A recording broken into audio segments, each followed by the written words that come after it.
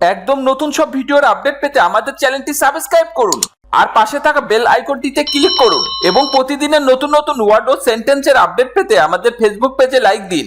Basic English grammar day 1 English grammar ইংরেজি ব্যাকরণ।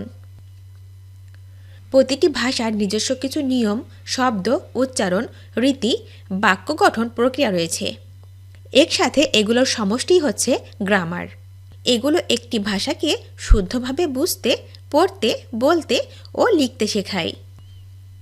এভাবে ইংরেজি ভাষা শুদ্ধভাবে বুঝতে, পড়তে, বলতে ও লিখতে এই ভাষার যে শব্দ নিয়ম নীতি অনুসরণ করতে হয় তাই হচ্ছে ইংলিশ গ্রামার। ভাষা বলতে জানা এবং নিয়মনীতি মেনে ভাষা জানা একই বিষয় নয়। ভাষা জ্ঞান একজন মানুষ জন্মসূত্রে লাভ করে থাকে।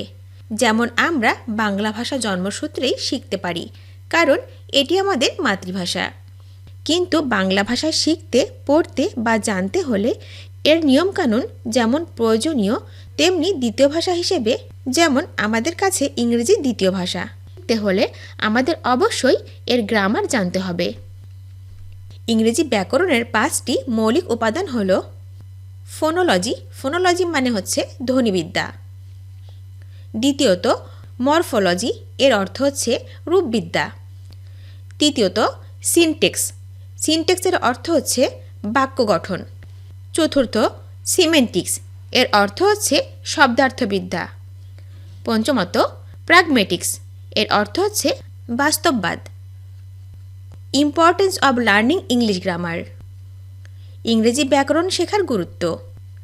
ইংরেজি ভাষার স্বতন্ত্র বৈশিষ্ট্য জানার জন্য, সঠিক বানান, গঠন ও উচ্চারণ শেখার জন্য, ইংরেজি শব্দের গঠন, শব্দের অর্থ এবং ব্যবহার শেখার জন্য, বাক্যের গঠন ও মূল ভাব বোঝার জন্য।